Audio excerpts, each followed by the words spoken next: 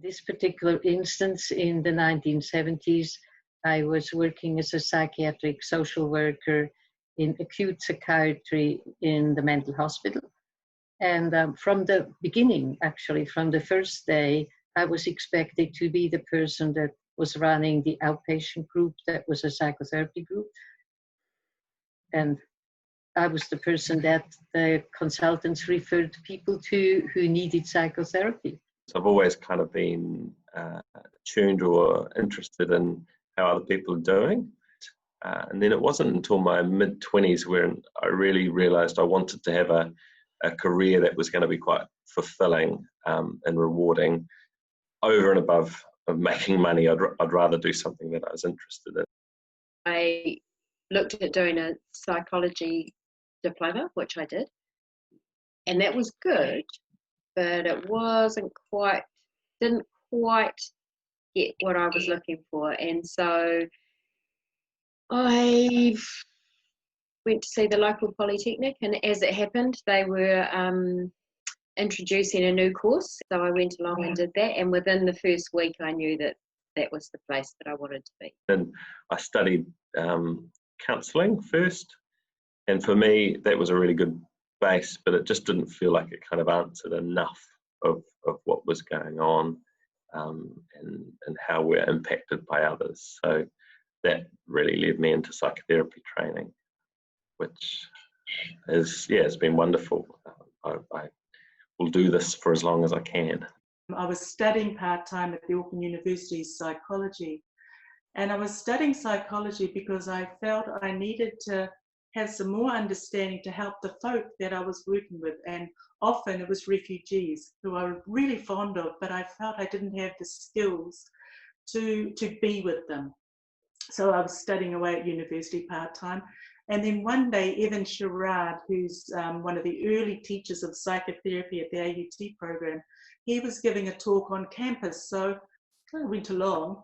Well, by the time he was finished, I was sold. And Evan said psychotherapy is attending to the soul.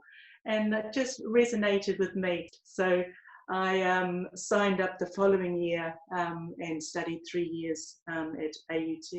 Yeah, that's how I came to it. I would like to say that it was at the time in the 70s, it was a fantastic time to be thrown into that situation, because it was at the time when, although in the psychiatric ward, people with maybe borderline personality disorder diagnosis were written off. There was this book that came out by James Masterson that was talking about how psychotherapeutic treatment for these kinds of disorders were possible and could be successful. Some of us got very excited about that, started going to heaps of workshops, read books, discussed things together, and started to develop ourselves as psychotherapists with people with severe disturbance. And later at the end of the 80s, I started to become familiar with transactional analysis and eventually picked that as my main modality, followed the training in that. I think that's how I got into it. I buried myself in the IT world, which was like, rational and logical. And that worked for as long as it usually works, which is kind of into my 20s. And so I became a phone counsellor, helping other people as a way of I think a lot of people who go into counselling, often it's to try and understand what's going on with you as much as you're kind of wanting to help other people. That was definitely true of me. And then that eventually led me to kind of actually having kind of therapy and starting to confront.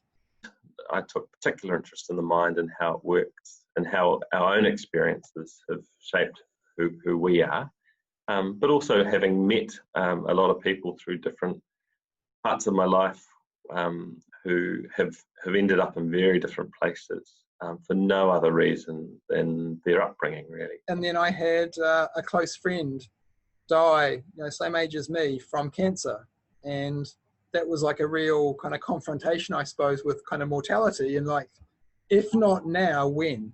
And it was a long 7-year part-time process, and it's almost hard to believe that I finally did it. and here I am. I enjoy the frankness and the heart-to-heart quality of good conversations. And so that might be with friends, family, other people that I'm close to. And I especially love being able to do that in the work that I do as well. And that because of the intimacy of the work, I find that the conversations are, on the whole, very meaningful, that we are doing something meaningful and intimate and important. It felt really humane. It felt like people were genuinely interested in each other. Like, how is it doing this thing called life?